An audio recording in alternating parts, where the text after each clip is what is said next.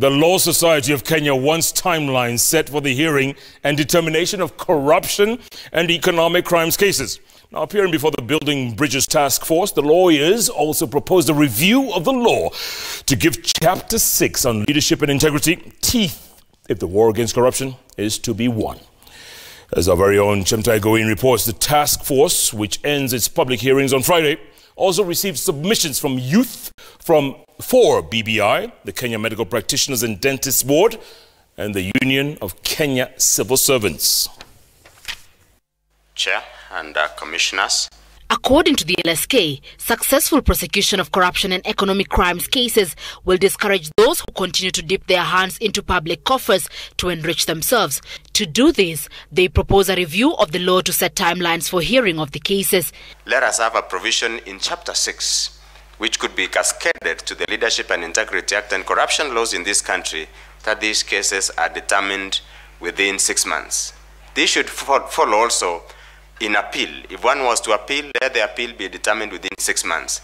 They also propose that the anti-corruption body EACC be defined as a constitutional commission, with its role clearly defined to reduce interference and the redefining of Chapter 6 on leadership and integrity. LSK has also backed the suggestion that public officers charged in court step aside until the conclusion of the matter. Kenya Medical Practitioners and Dentists Board Chairman Daniel Yumbia reignited the debate over the formation of a Health Service Commission, just as is the case of the Teacher Service Commission and the Public Service Commission, to address the human resource issues in the health sector.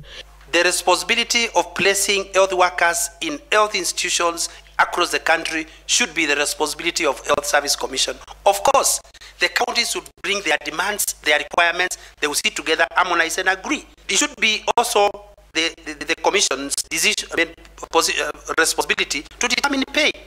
Youth for BBI, led by its Chasabot legislator Caleb Amisi, proposed a review of the composition of cabinet to include a cabinet secretary for diaspora affairs. We have almost $2.7 billion in terms of diaspora remittance. With the Building Bridges Task Force set to meet various women lobby groups on Thursday, it will be interesting to see what suggestions they have on bridging the gender gap, noting that suggestions have been made to scrap the women representative positions and even some of the nomination slots. Chemutai Goin, Citizen TV, Nairobi.